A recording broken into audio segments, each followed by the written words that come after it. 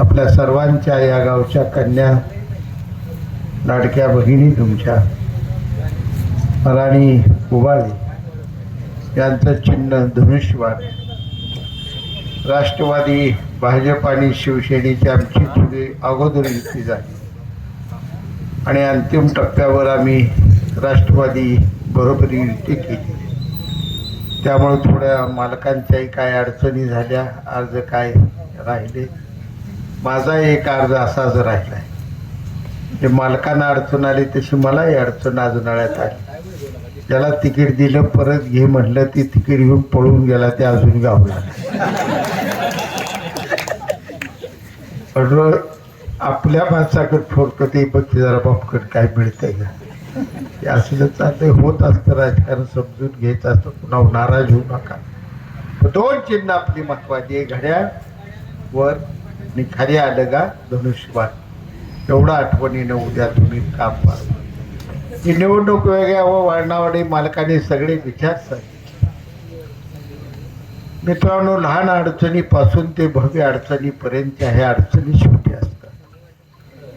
एखादं पोटाचं ऑपरेशन करत असताना जी अडचण असते ती चालता चालता पायात काटा मोडल्यानंतर निघत नसल्यावर ती काटा काढायला सुई कुठंतरी मागून मिळती का बागणं, ही सुद्धा अडचण आहे.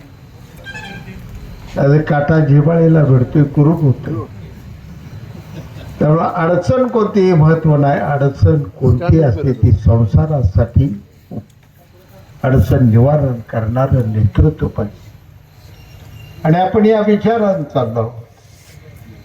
कुणाची स्वप्न वेगवेगळी असतात. माझं असं काही स्वप्न नाही.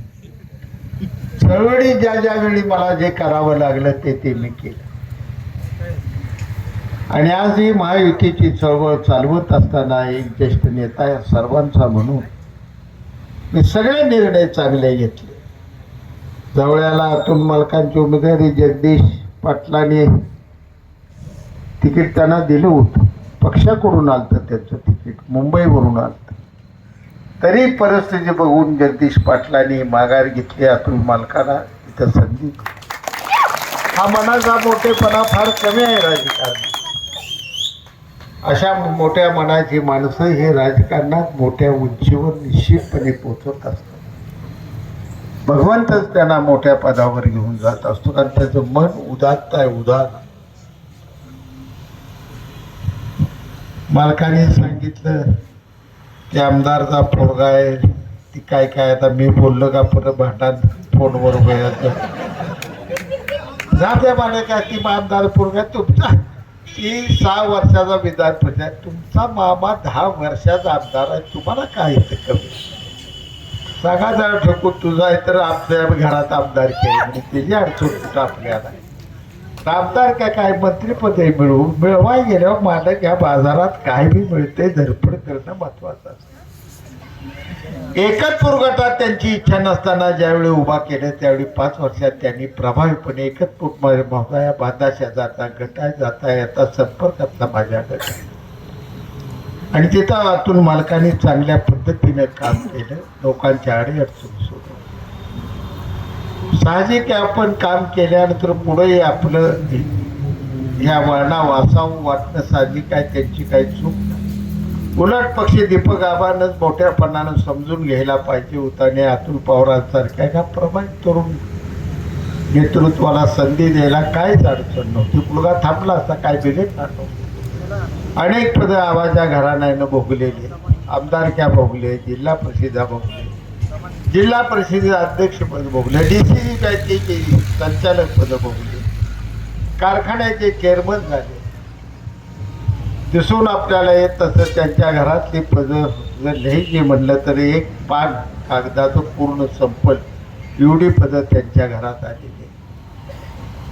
आणि अशा वेळी थोडं आपण मन मारावं, तरुणाला संधी द्यावी, त्यालाही काम करायला संधी द्यावी, हा विचार करायला पाहिजे. दुर्दैवानं झाला नाही. ही निवडणूकवर दिल्ली सरकार आपलं आहे, राज्यात आपलं महायुती सरकार आहे. इथं पालकमंत्री जिवाळ्याची माझी 30 वर्षाची दोस्त पालकमंत्री सोलापूरला आहे. नगरपालिका थोडं कोणत्या चिन्हावर नगराध्यक्ष यात भांडण झालं होतं. आणि दीपक आबा नाही, बाबासाहेबांना मी बोललो, तुम्हाला बोललो नाही. त्याचाही तुम्ही सगळी एकत्र ऑलरेडी झालाय नगरपालिकेला. मी एकटा 2 गट मला 4 पंचायत समित्या मी त्यात येतो आणि सगळी मिळून तालुक्याची कामं जयाभाऊकडून मुख्यमंत्री फडणवीस साहेब, उपमुख्यमंत्री शिंदे साहेब यांच्याकडून आपण सगळी मिळून तालुक्याचे प्रश्न मार्गी लावू. यांचा पंचायत समिती पुन्हा आहेत ताब्यात, मन अडकून पडले.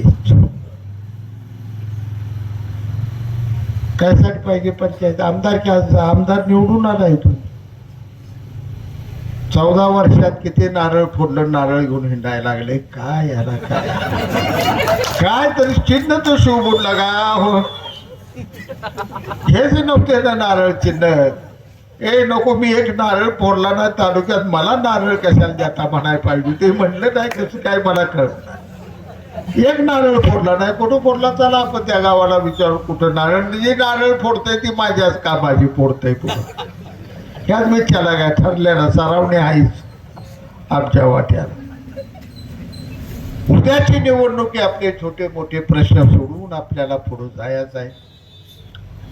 पाण्याचे प्रश्न अनेक आपण व्यवस्थित मार्गी लावत चाललोय. आपली मान नदी आपण कालव्याच्या दर्जात बसून 2 वर्ष मान नदीचे बंधारे भरायला तुम्हाला कुठं मोर्चा काढावा लागला नाही, कचेरीकडे यावं लागलं नाही, कुणालाही तुम्हाला अर्ज द्यावा लागला. आमदार झाल्यापासून 5 वर्ष निरा उजवा कालव्याचं पाणी असो, मान नदीचं पाणी असो, कोरडा नदीचं पाणी असो, अपुर्का नदीचं पाणी असो, भरभरून 5 वर्षात लोकांना दिलं. बाकीच्या गावचं मोजत बसत नाही. माझ्याच गावात 1 एकर ऊस ज्याचा नव्हता त्यांचे 20-20 एकर ऊस झाले. तर बंगलं बांधलेले अनेक माझे शेतकरी त्या ठिकाणी चिकमौजात मला दिले. पाणी जीवन आहे, ते एक शक्ती आहे. संपत्ती निर्माण होते ती पाण्यात होती. म्हणून लक्ष्मी नारायण कुठं आहे ते समुद्राच्या तळाला बसलेले, पाण्यात बसलेले, शेषावर विश्रांती घेत आहेत. लक्ष्मीला काय भूमीवर उभा राहता आलं नसतं. ते पाण्यात गेली, कमळात बसली, विष्णू जवळ बसली, नारायणाजवळ बसली. पाणी ही संपत्ती आहे. ही संपत्ती आज आपल्याला भरभरून महायुतीच्या सरकारने दिली.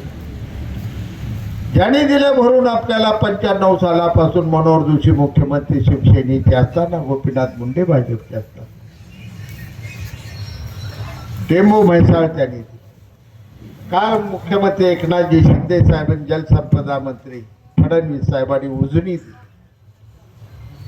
म्हैसाळ वाढवलं. दीपक आबाचं गाव सुद्धा म्हैसाळमध्ये शहाजी पाटलांनी टाकलं. आबा 6 वर्षात तुम्हाला झालं. स्वतःचं गाव तरी म्हैसाळमध्ये बसवायचं होतं, मला बसवावं लागलं. 23 साली मी टाकलं. गुणापाची वाडी टाकली, बोपची वाडी, सगळ्या 4 वाड्या घेतल्या. जवळ घेतलं, गिरडी घेतलं, वाडी चिचाळ घेतलं, वाकी गिरडी घेतली, आलेगाव मेडिसिन घेऊन वाडेगावच्या हायवेला पाईपलाईन माझी म्हैसाळचे आणून सोडली. मी 1.5 वर्षात ही काम पूर्ण होतंय. सध्या कन्स्ट्रक्शनचं वर्क जतपर्यंत नळाल्यापर्यंत आता काम आलं.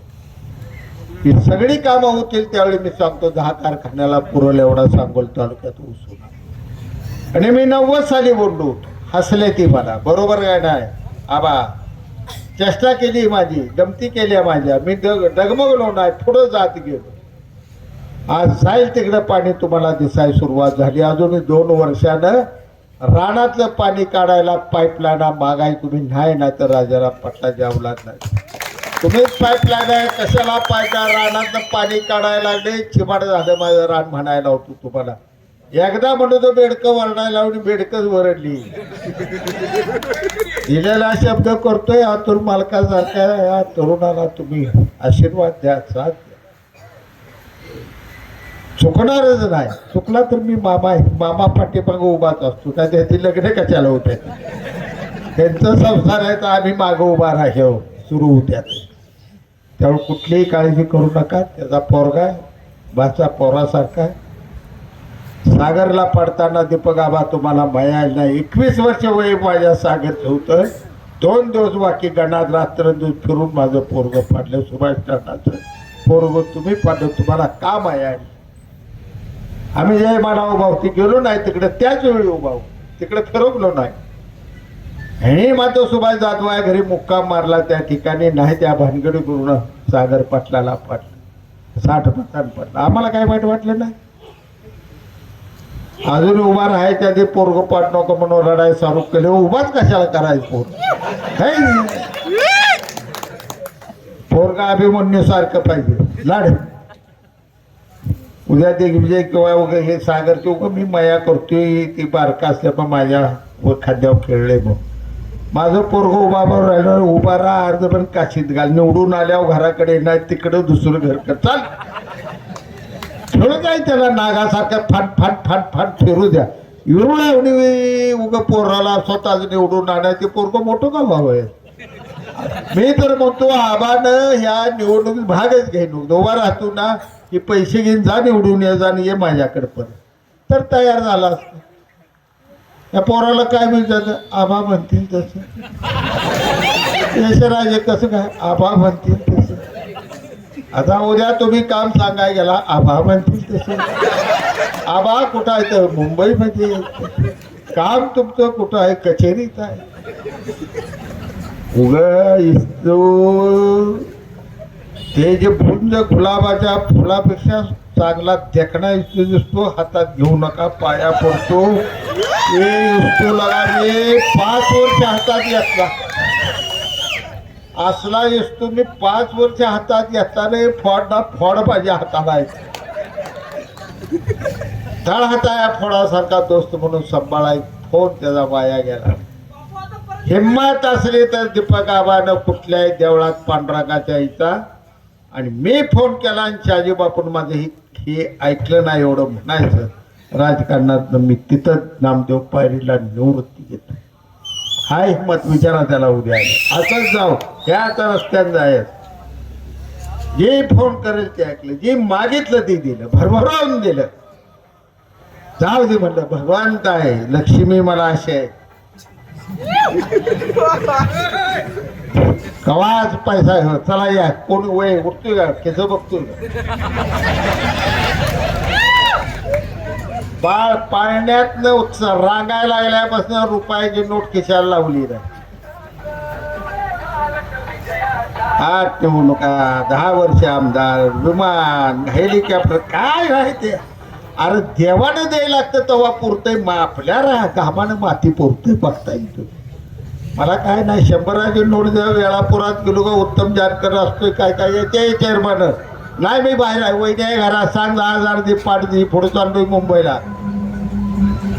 जा तिथं 15 वहिनी दे, तिथनं पुढे जायचं फलटणला, हिंदरावजी नाईट टेम्पल, वहिनीला बेड्या पाया अर्जंट काम आहे, जावं लागते, 50,000 पाहिजे की 50,000 नोटा अशा रस्त्या व्हायच्या हुडकाय लागतं.